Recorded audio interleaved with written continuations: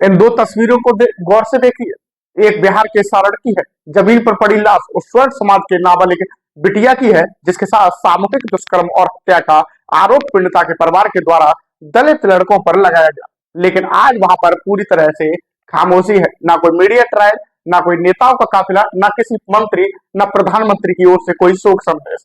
वहीं दूसरी तरफ तस्वीर उस हाथरस की है जहां दलित लड़की का रेप हुआ भी नहीं था, फिर भी मीडिया ने उन लड़कों को ऐसा अपराधी बना दिया था। वहां सभी नेताओं के काफिले में होड़ लगी हुई थी।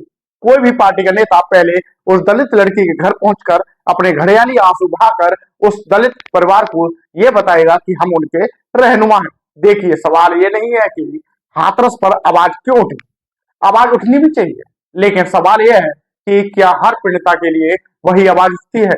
वही गंदे कपड़े से ढकी बेटी की लाश, कुर्सी पर बैठे दरोगा जी की तस्वीर ये बता रही है कि कार्रवाई का लेवल क्या रहा होगा। लेकिन सोशल मीडिया पर पुलिस एक प्रेस नोट रिलीज करती है और पुलिस पत्रकारों को प्रत्यक्ष रूप से धमका रही है कि सोशल मीडिया पर कुछ डाला तो ठीक नहीं रहेगा। सोचिए, हम 12वीं सदी का ढोल पीटते हैं, लेकिन आज भी अगर किसी लड़की के साथ दुष्कर्म हो जाए तो पहले यह देखा जाता है कि लड़की कौन सी जाति की थी और अपराधी कौन सी जाति का है। हम इस देश को विश्व गुरु बनाना चाहते हैं, लेकिन वही प्रतियोगिता के नाम पर -40 नंबर पाने वाला भी अब डॉक्टर बन जा रहा है। हम अपने देश की तुलना चीन से करते हैं, लेकिन आज भी आरक्षण के नाम पर ऐसे ऐसे लोगों को रोजगार दिया जा रहा है जिन्हें संडे मंडे की स्पेलिंग तक नहीं आती। शिक्षा के मंदिरों पर ज्ञान की बातें कम और जातिवाद की राजनीति तैयार करने वाले ऐसे तैयार किए जा रहे हैं जहां ब्राह्मण भारत छोड़ो से लेकर के बाथरूम में बंद करके उनके साथ लीचिंग तक हो चुकी है।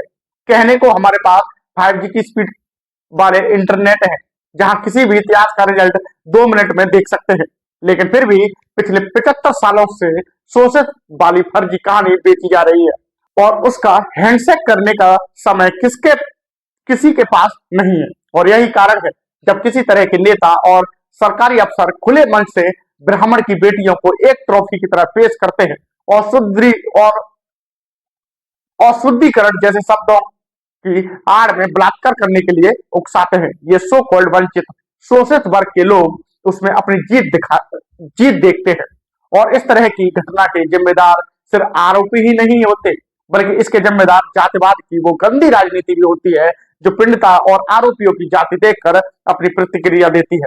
वो मीडिया भी होती है जिनके नेगेटिव में स्वर्ण लड़की की स्टोरी फिट नहीं बैठती। वो न्याय व्यवस्था भी होती है जो सोशल मीडिया ट्रेंड देखकर फैसले करती है कि किस जाति की लड़की के न्याय के दरवाजे खोलने हैं, किसके लिए नहीं। वो संविधान भी है जो सबको बराबर का हक भी देता है। वो प्रधानमंत्री का सेवक भी है जो 140 करोड़ देशवासियों की सुरक्षा की शपथ लेकर शीर्ष कुर्सी पर बैठता है, लेकिन उसके आंसू तभी निकलते हैं जब विक्टिम कोई विशेष जाति का होता है। और सबसे बड़ा दोष वो खुद समाज है जो इस तरह के मुद्दे पर इसीलिए खामोश बैठ जाता है कि चादर के नीचे लेटी बेटी की लाश उसकी बेटी की नहीं है। आज बिहार के सारण में इस गरीब की बेटी के साथ जो कुछ भी हुआ है और किसी के साथ नहीं हो, लेकिन ये घटना हमें ये सोचने पर मजबूर करती है कि क्या हमारी व्यवस्था और समाज हर पीड़ित के लिए सम्मान के साथ खड़े होते हैं।